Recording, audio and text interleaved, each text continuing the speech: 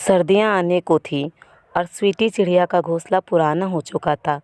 उसने सोचा, चलो एक नया घोंसला बनाते हैं ताकि ठंड के दिनों में कोई दिक्कत ना हो। अगली सुबह वो उठी और पास के एक खेत से चुन चुन कर तिनके लाने लगी।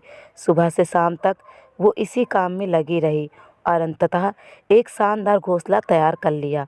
पर पुराने घोंसले से अत्यधिक लगाव होने के कारण उसने सोचा, चलो आज एक आखिरी रात उसी में सो लेते हैं और कल से नए घोंसले में अपना आशियाना बनाएंगे।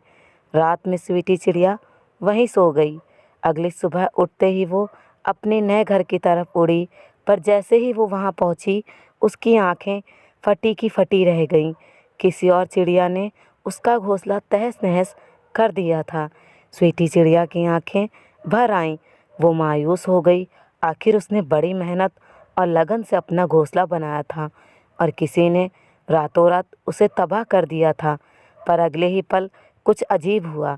उसने गहरी सांस ली और हल्का सा मुस्कुराई और एक बार फिर उस खेत में जाकर तिनके चुनने लगी। उस दिन की तरह आज भी उसने सुबह से शाम तक मेहनत की और एक बार फिर एक नया और बेहतर घोंसला तैयार कर लिया। जब हमारी मेहनत पर पानी फिर जाता है तो हम क्या करते हैं?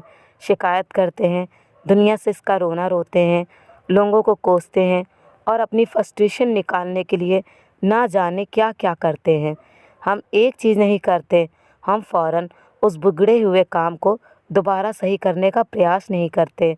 और स्वीटी चिड़िया की ये छोटी सी कहानी हमें ठीक यही करने की सीख देती है।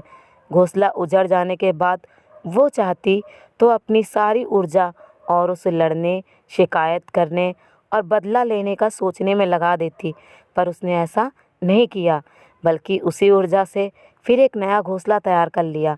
दोस्तों, जब हमारे साथ कुछ बहुत बुरा हो तो हम न्याय पाने का प्रयास ज़रूर करें, पर साथ ही ध्यान रखें कि कहीं हम अपनी सारी एनर्जी फ्रस्ट्रेशन, गुस्से और शिकायत में ना गवा दें।